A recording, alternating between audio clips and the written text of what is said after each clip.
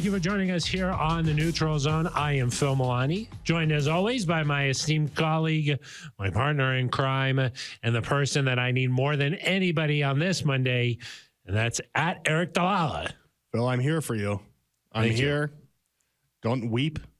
Don't be sad. It was a difficult weekend. I'll say that, Aric. It was a difficult weekend, but we can move past it, Phil. That's true. Sean Payton said, you already lost this one. Don't let the Lions beat you twice. That's right. It's a good mindset to have moving forward. Got to find a way to move past it. We'll certainly look back on it, but like Sean Payton said, you can't let this one snowball. You got to look back to look forward. Yeah. Got to make the corrections, but you can't let it linger too long. That's true. That's true. Because as Sean Payton said, you got to find a way now to get 3 wins. Starts this week against New England. Got to find a way to get this one and move past what was a tough loss in Detroit. Yes, it was. I mean, that was the final game of a 3-game road streak here for the Broncos. And I think that's tough to do. Three in a row on the road. Even after the game, Russell Wilson was like, look, it'll be good to get back in front of our home fans. And during that stretch, Aric, we saw the Broncos' 5-game winning streak come to an end in the loss against Houston, bounce back against the Chargers, a team that's obviously had some rough bumps here, ended up firing Brandon Staley this week. Got that win, but then the third one there, it seemed like the Broncos just didn't come out with their best effort against the Lions. Yeah, I think speaking in terms of the 3-game road trip, I think you could tell just that's a difficult thing to do in this league, and it's rare that it happens. It's the first time Broncos have had one since 2017.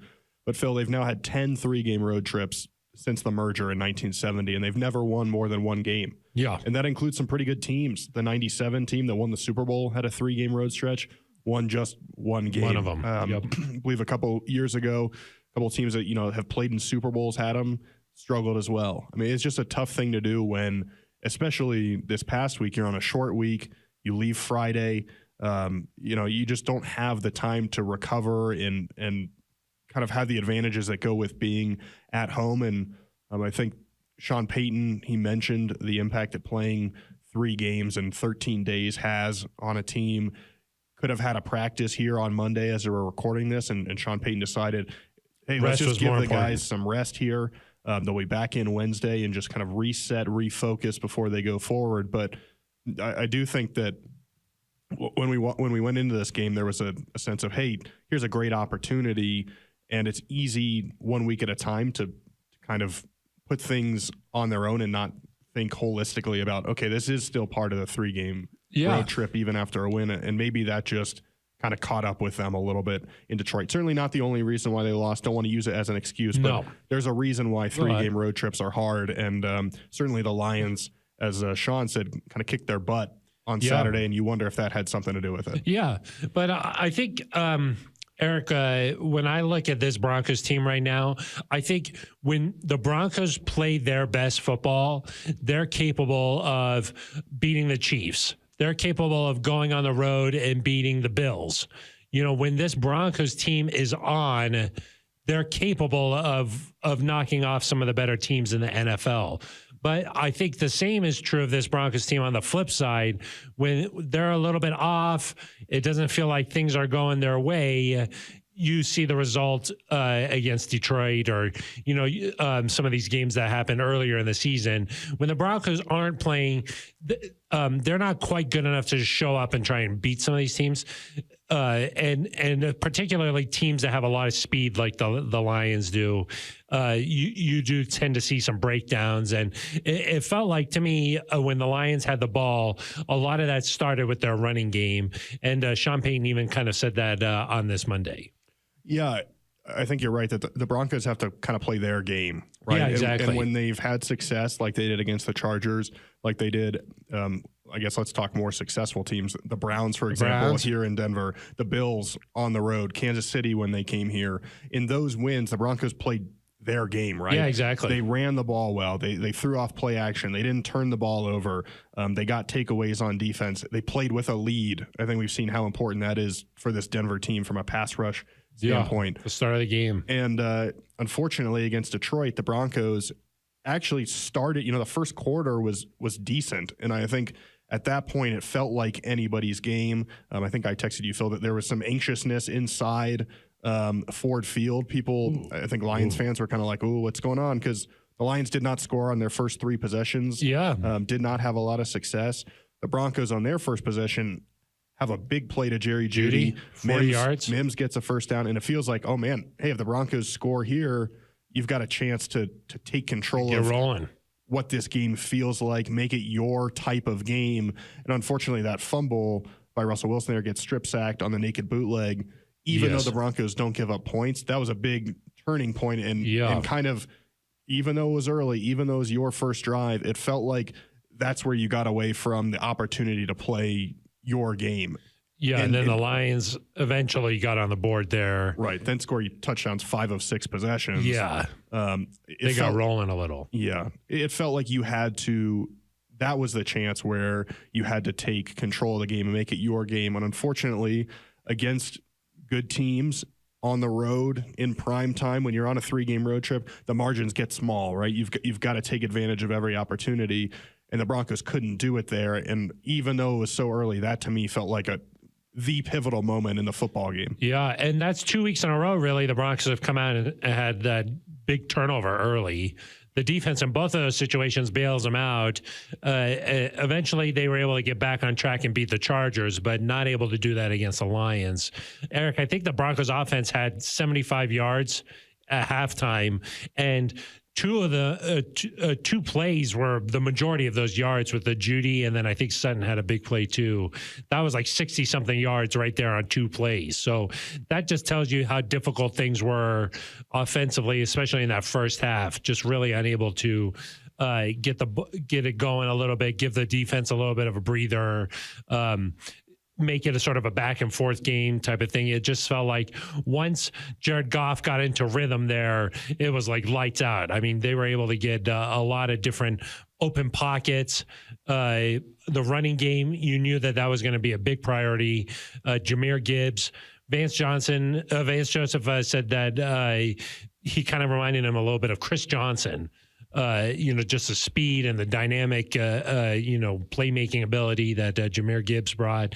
Then David Montgomery. This was like a 2-headed monster for the Lions, and a lot of their success stemmed from those 2 getting going. Yeah, I mean, the run game starts everything, and certainly when they've got good receivers too, right? Jamison Williams has the ability to make plays.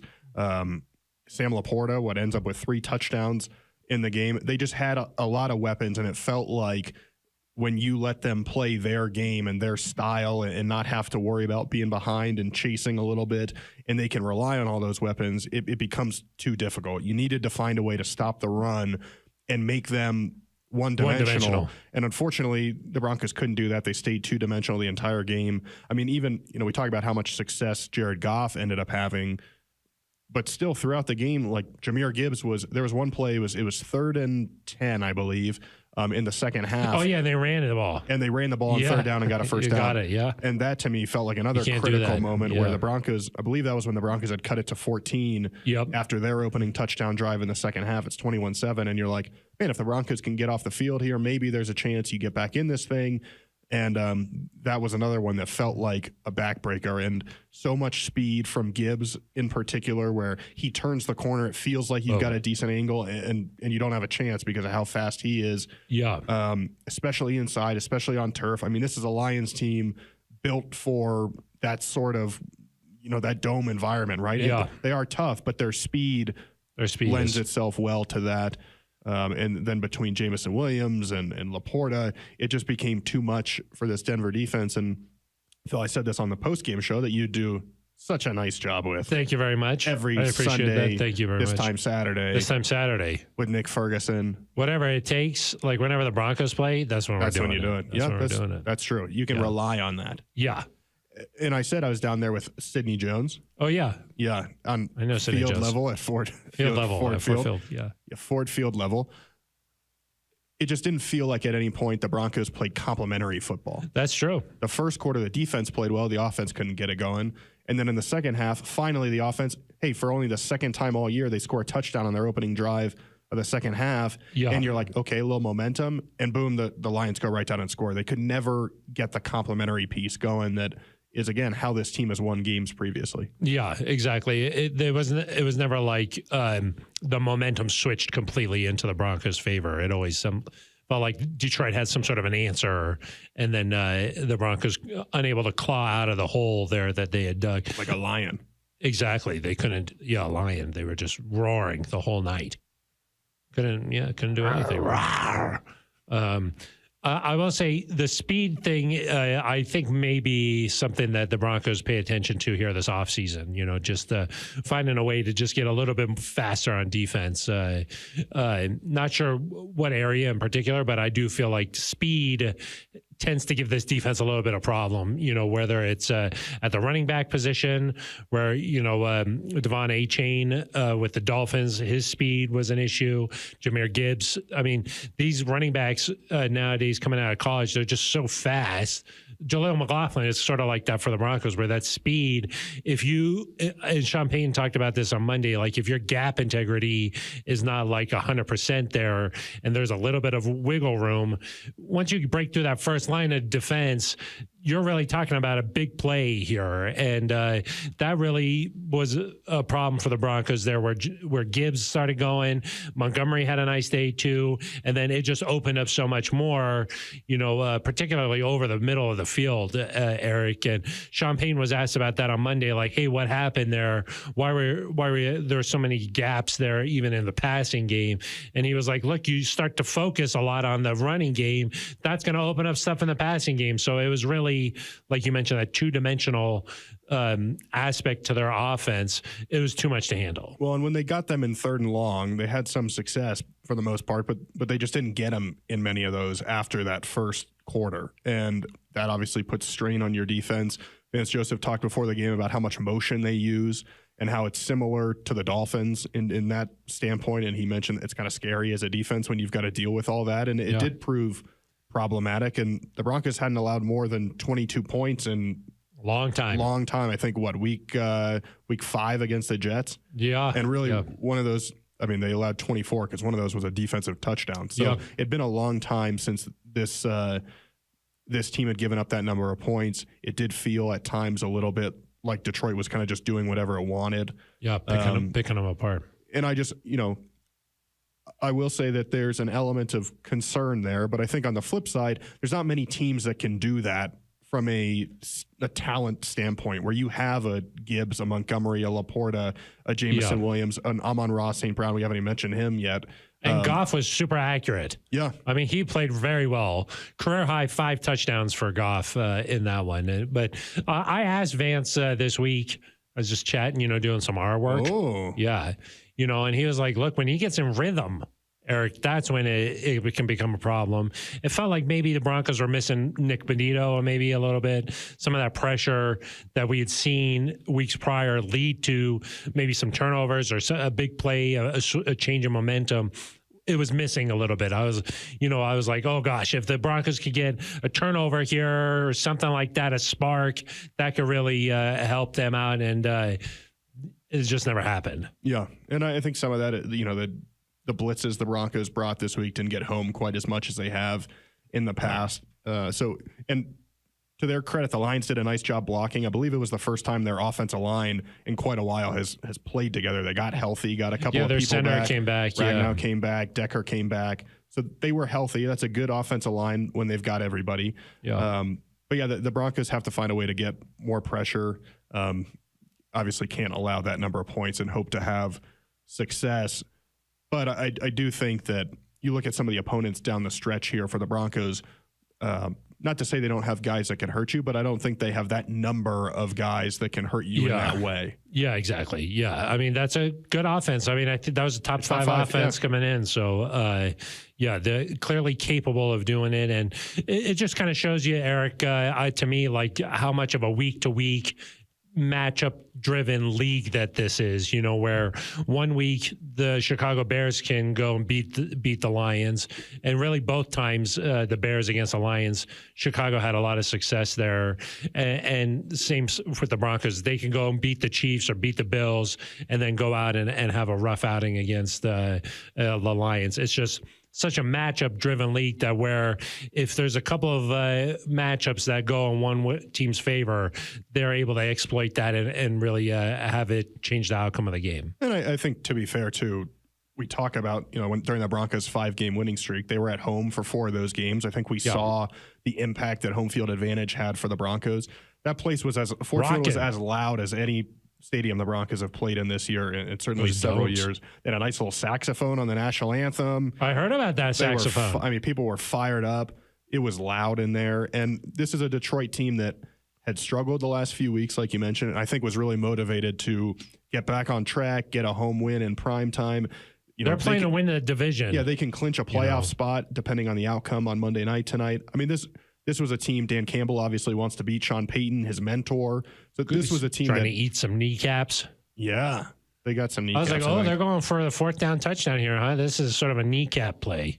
Yeah, at the end of the game. Yeah. And Sean Payton didn't have a problem with that. He didn't have a problem with it. And I think the Broncos were calling timeouts on that drive. So if you're doing that, I think it's fair to go for the score there. But this was a Lions team that was certainly motivated and kind of one of those. I just sort of speaking. They had to have it from their perspective. So, it was defensively not the best, and then offensively, you got to find a way, Phil, to just have more consistency. And it did seem like some things got better in the second half, but you just can't have that sort of slow start and expect to. Yeah, where nothing is happening. Yeah, I mean, literally not able to string some of these plays together and get a couple first downs, or I think that is one area where this team could really make a big jump, is just being able to sort of like stop the bleeding a little. Where, hey, maybe the Lions have got a couple of things going in their way on the offense. Like, hey, let's just try to stop the bleeding here. Let's just focus on getting a first down here and just buying some time and seeing if you could just start to figure out a few things. Eric, we can talk about sort of the big sequence in the game where the Broncos get down to the goal line. It feels like, okay, if you score here, it'll be a 2-touchdown game. That would be back-to-back touchdowns for the offense. Maybe start to find some success or something. The Broncos unable to get it into the end zone, at least according to the referees. What was called on the field. Yeah, and Jaleel McLaughlin catches a nice pass down the middle of the field, almost in the end zone, ruled short. Sean Payton on Monday said, hey, if there was one I was going to challenge, it probably would have been that one. But even after looking at it, he said that the view wasn't great. It wasn't necessarily. It's really hard to overturn those. Right. And he made a little mention that his personal success rate in terms of history, what the officiating crews choose to overturn, is not great in those situations. So you don't challenge it there. Then you have the Javonte play that Sean said he got a good look at that one, and it was clear to him he was down, which I think is probably true. And then you've got the Mike Burton touchdown where he gets in, but I think the Broncos, maybe if you run that play 2 weeks ago, it counts as a touchdown. Oh, I see. Okay. There were 5 offensive offside penalties called this weekend. Clearly an area of emphasis after the Kadarius Toney situation. With the Chiefs. Chiefs a couple of weeks ago. So, I think maybe the Broncos in that situation they suffered from a point of emphasis that maybe didn't exist 2 weeks ago. Yes. The strange thing, though, is that Toney was he was lined up like past Von Miller practically in that Chiefs game. Miners, the top of his helmet is still behind the football, which that I think is, his helmet was obviously further ahead than the rest of the line for the Broncos, but it was still behind the football. Yeah. And I think that's such a, the angles there are interesting, where wherever if it's the camera is bit, to show it. Yeah, exactly. You can find pictures where he looks like his head's in a neutral zone, and you can find pictures where it looks like it's not. Yeah, that is true. Your camera angle on that does matter. So, but, obviously, some tough call for the frustration Broncos there. Yes, and I think that not being able to score in that situation, that was sort of when I was like, okay, I don't think that they're going to be able to come back. Right. Well, and obviously a lot made of Sean Payton and Russ's interaction on the sideline. Sean did say again today, just frustration with not getting in the end zone. Said he and Russ have a great relationship. Didn't want to go into it any more than that. And even Russ after the game said, "Hey, you want a coach who has a lot of passion out there." Yeah. That's what, and that was a big moment in the game. And there was a couple of tough calls that went against the Broncos. I was screaming like that watching it, Eric. Yeah. I'm sure you were screaming like that in the press box. Well, it was an open air press box. No glass between you and the elements. And so you were screaming. So there's a lot of noise in there. So you could do whatever you want. Yeah. Normally you got to be a little quiet. Maybe a subtle fist pump after a tub. I think that, I don't know if this is true, but a couple of laptops were thrown out of a couple of Man, I'll tell you, the quality of the Wi-Fi there, not good. Really? I was close to just chucking my laptop. Really? Did you plug in or no? No. I don't think there was an option. Really? Yeah. A lot of places give you the Ethernet. I did just tweet off my phone. It was like... Your phone? Your thumbs? I don't even know why I brought my computer. It was like I was just carrying a brick with me that didn't do anything.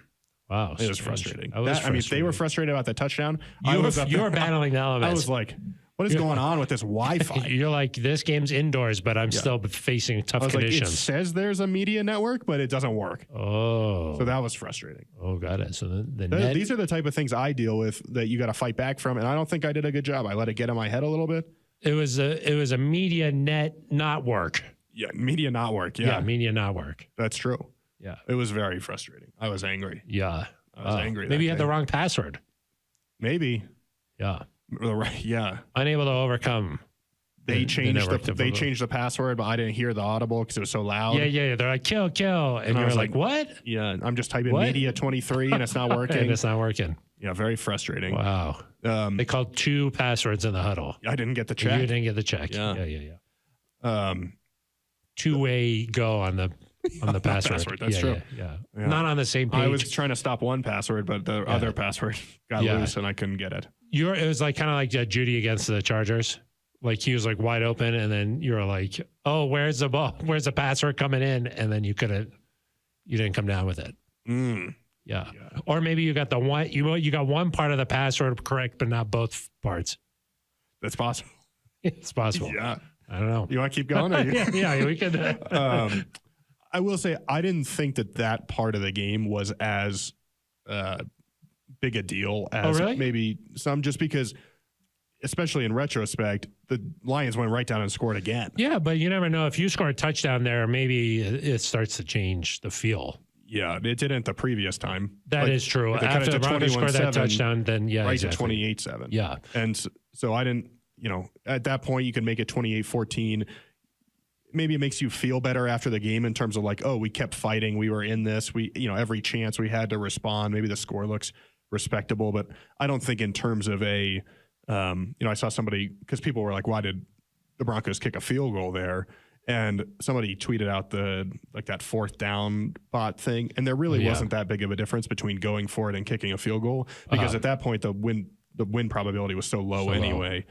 So I know it became a big moment, and certainly has been a lot of talk shows have, picked up on the sideline interaction particularly. But the game to me was lost before that moment. I mean, they're hard to think that, okay, even if they scored a touchdown there, that they would be able to just sort of overcome what the Lions were doing on offense. So, right.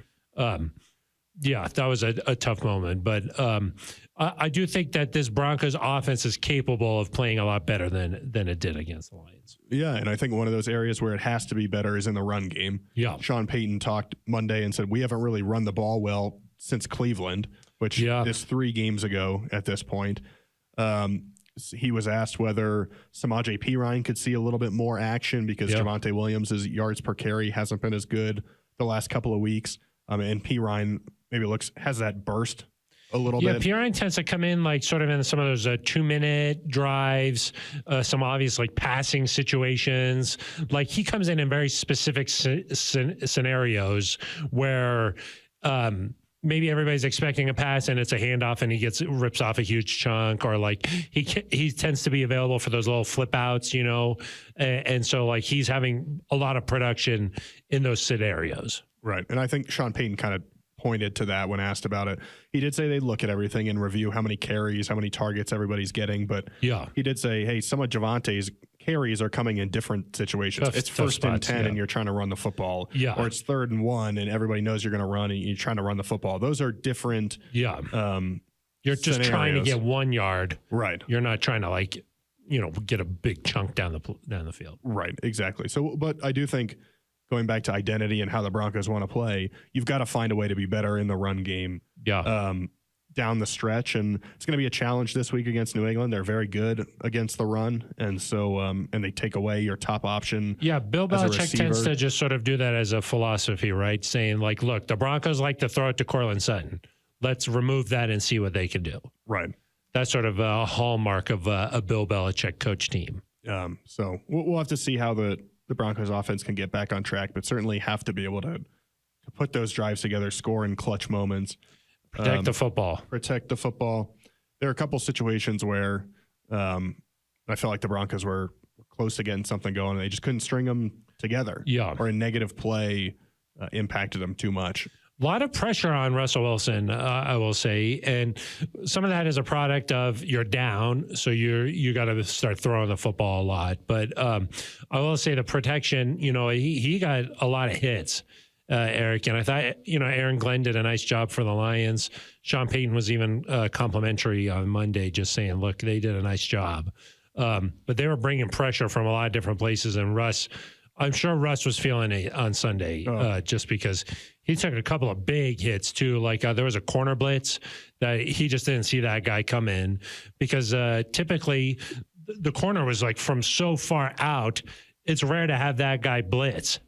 But he did. He came and Russ just didn't see it, and he teed off on him. That was a pretty big hit, I think Russ has done a nice job this year being able to sort of play a lot and protect himself and bounce back from some of those. But I bet you he was feeling it on Sunday. Yeah, and they've got to protect him and find a way to keep him upright. And avoid some of those hits when you can. Like you said, sometimes you're kind of surprised, like, oh, how did he pop back up? Oh my gosh, on that one.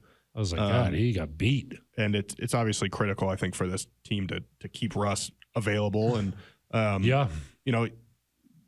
for all the struggles the Broncos had, that he still made some big time throws. And there's, I thought he actually did a better job in the second half of working the middle of the field than we've seen the last couple of games. There were some kind of seam routes, some things in the middle of the field that I thought were good to see, some intermediate routes. Even that first pass to Judy, that's not something that we've typically seen from this Broncos offense. Right. So it was good, to see Jerry get a little more involved, particularly early. It didn't lead to points necessarily, but that's a guy that you've got to, Russell said it a week ago, we're going to need Jerry over the final stretch. Catches.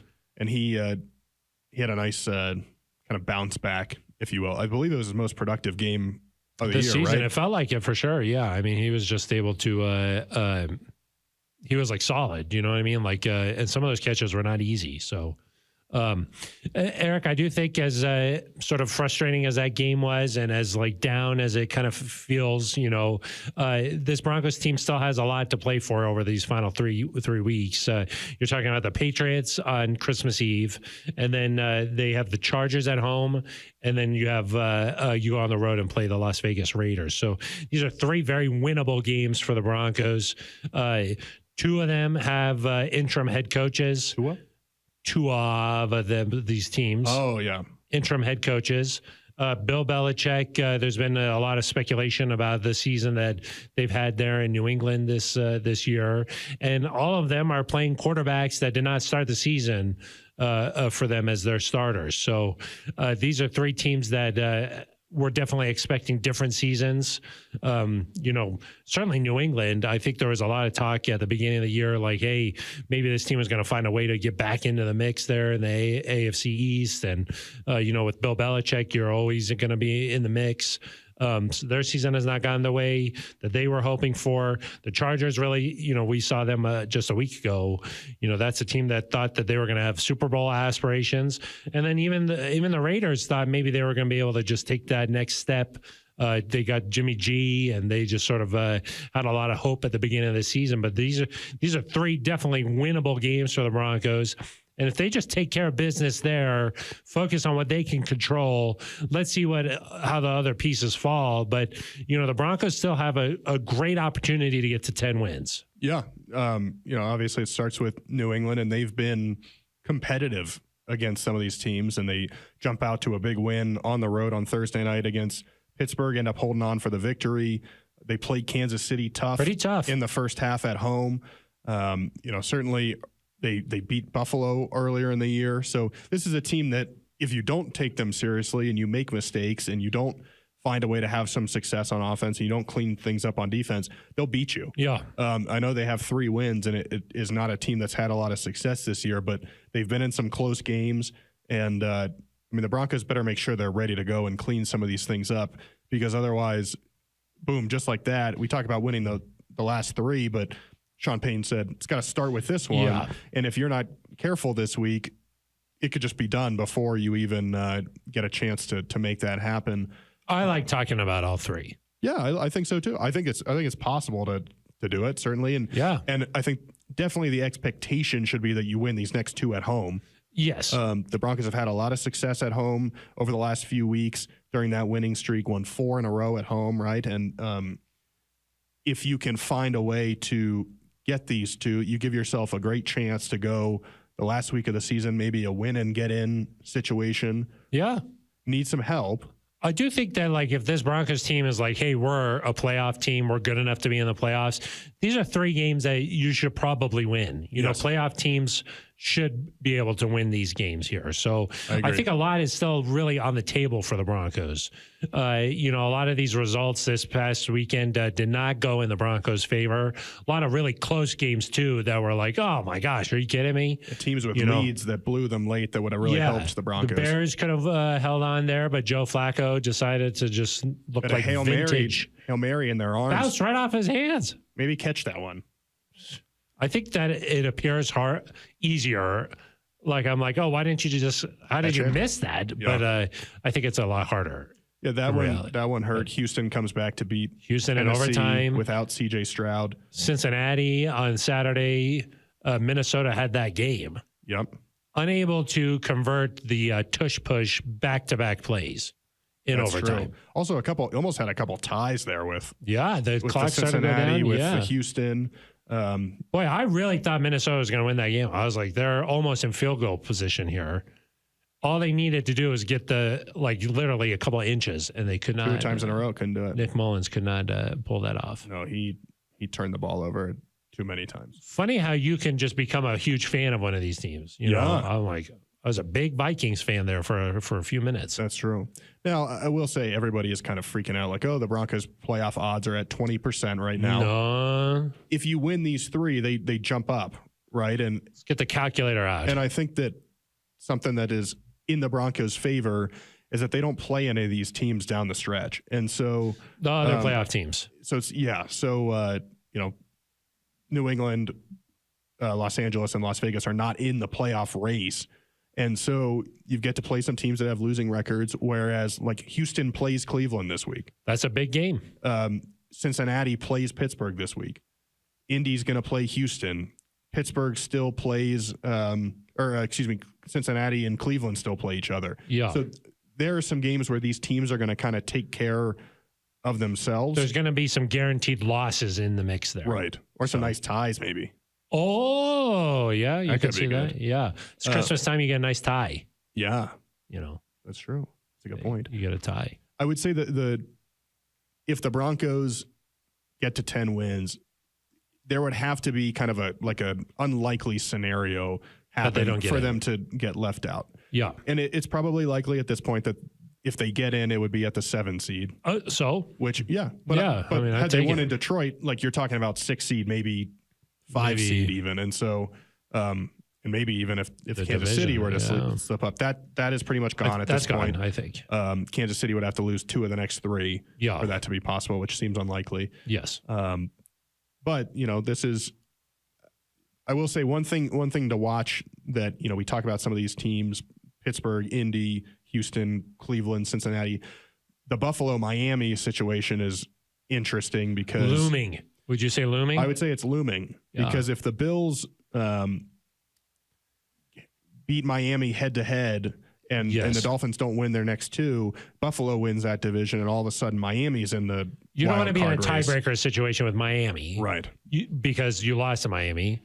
They beat the Bills. You're right. So what you want is either for Miami to just beat Buffalo. And win the division. Because then Buffalo would get to 7 losses and you'd be ahead of Buffalo. Yep. Or if Miami loses out, which is actually not all that unrealistic, I don't think, considering they play Dallas, they play at Baltimore, and they host the Bills. Yeah.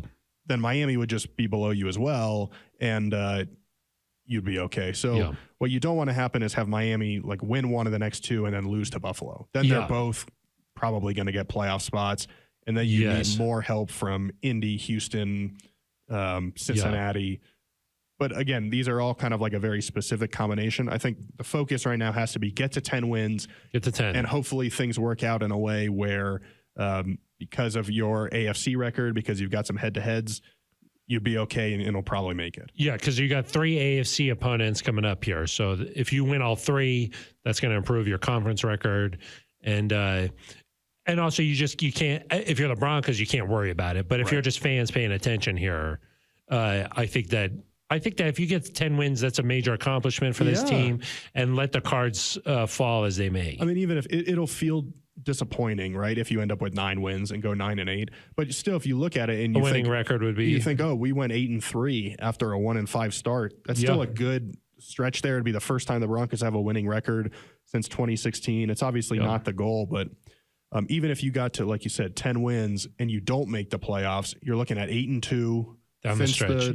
Since the 1-5 start, a team that has probably figured out how to win, has gotten some clutch wins here down the stretch, and I know everyone. It would have been great, right, to beat Detroit and then win the next 2 and be fine entering week 18. But the chances were when you start 1-5, if you're going to have a chance at the playoffs, it was probably going to go right up until the end. Yeah, and you have to rattle off wins in a row here, right? So.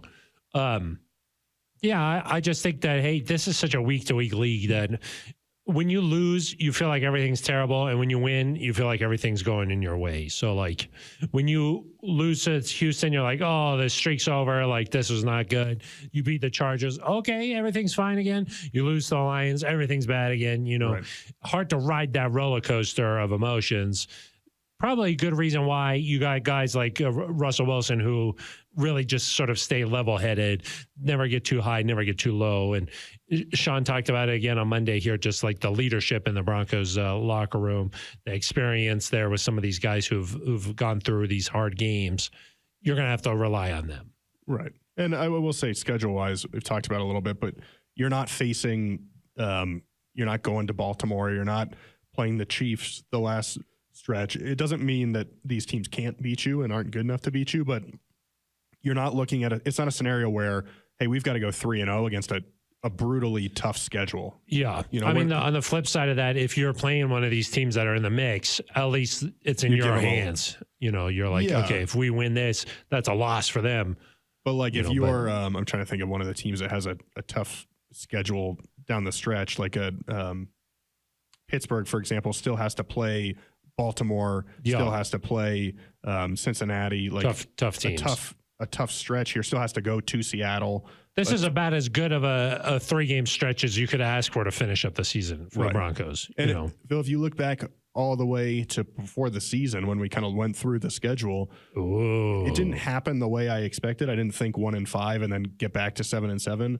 But I kind of always looked at this stretch of you're going to be 7-7 and have to win the last 3. Yeah, it didn't happen exactly how you said, but almost. But 7-7 is what I said. You were right on there. So that was nice.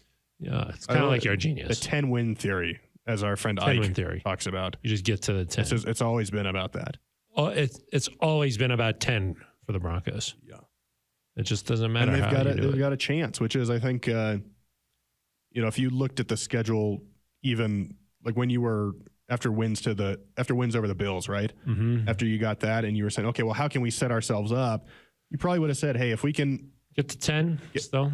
Well, right, but like if we can get to, we're what was Buffalo? You were 5-6 after Buffalo, I believe. Yeah. Or 5 and yeah, because then the next week you beat Cleveland and you get the 500. Or Minnesota and then Cleveland. Yeah, exactly. So, 500. 5-6 after Buffalo, I believe. Yeah. Or 5 and 6 after Cleveland. Or Minnesota. Yeah. Or Minnesota and then Cleveland. Yeah. 4 and 5 after Buffalo. Yeah, 5, yeah. And if you were like, hey, can we just get to 7 and 7 and have a chance down the stretch? I think you would have taken that with games against, Minnesota, or excuse me. Cleveland and Minnesota. Yeah, exactly. Yeah. So, no, I think you're happy with the 3 you got here. You've put yourself These are in winnable position. games. Yeah. And you just got to get back to playing the style of football that you've played. And Courtland Sutton, Phil, normally very he was a little edgy, I thought, post game. Oh, it just in terms of, he was asked, hey, how do you guys bounce back? And he was like, well, why is that your question? Like, we've done this all year. You can bounce all back. year we've shown that we've bounced back. Why would we do anything different? Yeah. And then somebody said, when you're in a rut like this, and Cortland cut him off and said, we're not in a rut. Yeah, yeah. And so I like that. Game. I like that attitude from these guys of we're annoyed, we're frustrated. We know we didn't play well against Detroit and suffered a big loss because of it, but we're going to bounce right back. Yeah.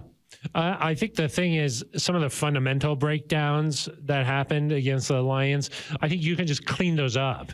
Russ even said that after the game, was like, look, the Lions played really well and we didn't play clean. We got to play cleaner, I think is what he kept saying. And I think it's not like the Broncos went out there, played their best football and still fell short.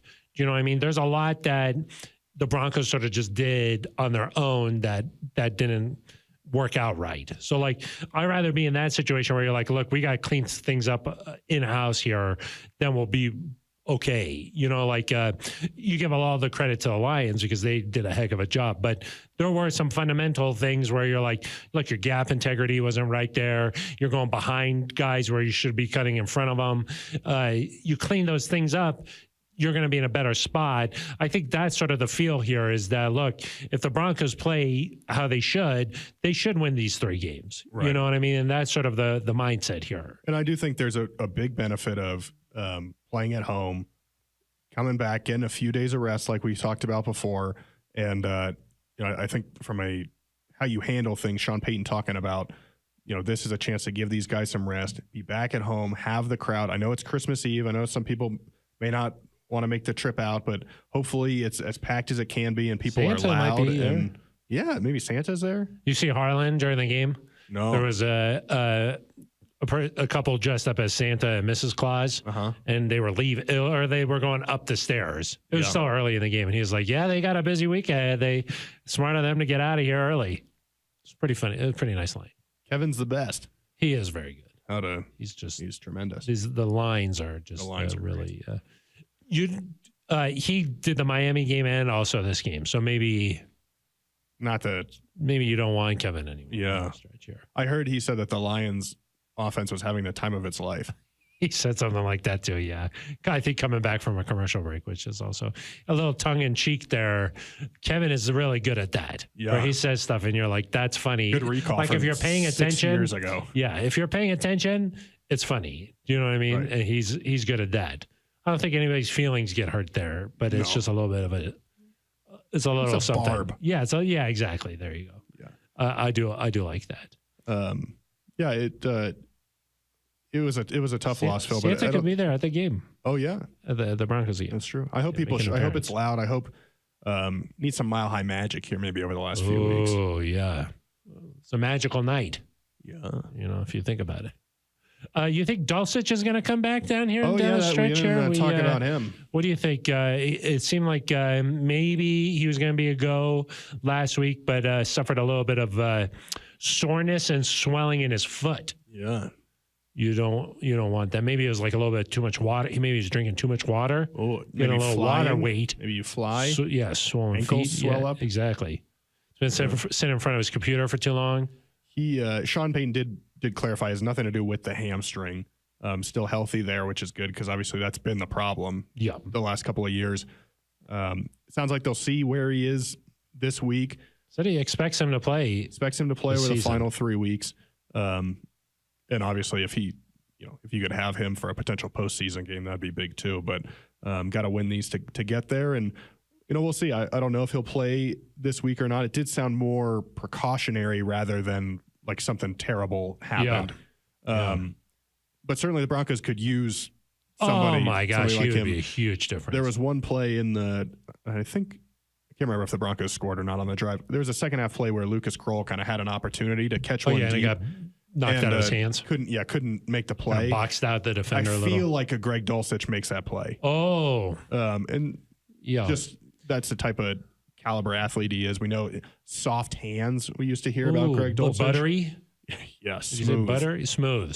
So getting Greg back would be, especially if it was this week when we know.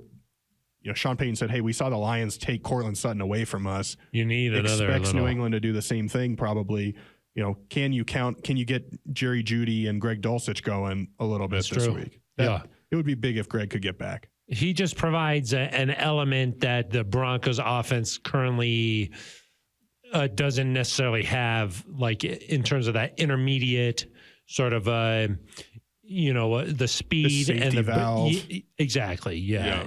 Just a guy like that, where I do think that Troutman and Kroll have done a nice job here. Right. Troutman's 3 touchdowns this year. I think that's sort of about where you thought, but like Dulcich coming in, Sean Payton called him like that Joker type of caliber player.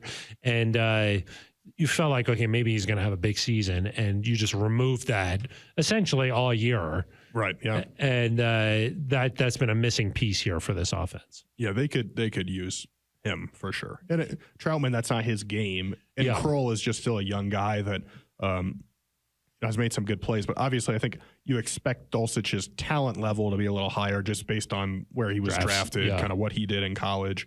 And we saw a couple of glimpses of that as a rookie, that Chargers game. Chargers game, he had a big game in not in Jacksonville, but against Jacksonville in London. In London town. He had several really good catches, right? He did. So I think he would open things up a little bit. He's a weapon. And the other thing is this time of year, what can you do that other teams haven't seen yet? Oh, a little wrinkle. And so some people call that a wrinkle. Being able to get Greg back would be big from that. I think from a play calling, play design, offensive perspective. You kind of want a wrinkle, but you also have to iron out the mistakes. That's true. You don't want too many wrinkles. Yeah, exactly. So you want like a little something there, so maybe it's not too stiff. Mm-hmm. So it's a little bit of a give. Yeah, exactly. Maybe like one of those non-iron shirts that you just can toss get. that baby in the dryer. Exactly. That technology in shirts has really come a long way. Who came up with that? NASA, for sure. I had a feeling that they did. NASA is working on that. So. They were like, how can we make it appear like it's been ironed, but it's non-ironed? I'll have you know, Phil, the hotel room in Detroit, iron. Really? Yeah. I was wondering about that just because after the game, you looked really sharp. Yeah, I didn't need it because I was just ready to go. But you didn't need it? Well, I just carried the shirt on this time just in case. But you're just ready. But there was an iron. Really? Yeah. It's nice. It's next level. It's the Motor City. It's you work with your hands. It's industrial. They're like we have appliances. Yeah, like in Pittsburgh, they for sure have an iron. Yeah, the Steel City. Many. Yeah, but Detroit, that's nice to have. Appliances. Oh yeah, like a blender. Yeah, just everything there. Yeah, dishwasher. So not like LA. They had what we needed in Detroit. Okay, that's good. Not a W. Not the W. No. Which is more important, looking good or I take W? the W, no iron, I think. No. Okay, got it. Yeah. We must also make reference to the fact that our friend Ben Swanson. Not here. Yeah, he was not here last week, and they still lost. Yeah, so our formula. I think we just keep him away. Okay, yeah, just to be safe. Yeah, because when they were winning, he wasn't here. Yeah, exactly. So we know that. Yeah. Yeah, like Ben Swanson, you still can win. You still can win. If he's here, you cannot win. So so important. Kind of makes sense. All right, Eric. Well, definitely a frustrating loss, but I think that there's still a lot to play for here down the stretch. Yep. Not all hope is lost. No, there's still hope. Exactly. It has been frustrating, but I do really think that it's just so week to week. Yeah. I can't get over the fact that like these Monday shows, it's just so much different, win or loss. Yeah. You know what I mean? Before you turn it on, you're just screaming. I had a lot of rage. Yeah. A lot of rage. You had to change shirts because you ripped your first one off. Yeah. During the game, I was a little heated there. Yeah. Well, I mean, listen, the reality is, Cortland Sutton said this after the game. We want to be a great team. Right now, we're a good team. Ooh. And I think that's a nice line. Yeah. And he was like, part of how you become a great team is when you have a big play in the red zone, you score. Oh yeah. You know, like you don't lose the football and lose a chance to get the lead. You score in those situations. When you have first and goal, you score. And I think that's the reality. Is there's a clump of teams right now, whether it's the Browns, the Texans, the Colts, the Steelers, the Broncos, the Bengals. There's a clump there where they're probably all good teams, and which they're on the good mix team can make it. And then there's a couple, like Baltimore right now looks like really a great team. Yeah. San Francisco looks like a great team. I mean, frankly, Buffalo, the way they've been playing the last couple of weeks. I'd say Buffalo's really good. Yeah, they're a really good team. Yeah.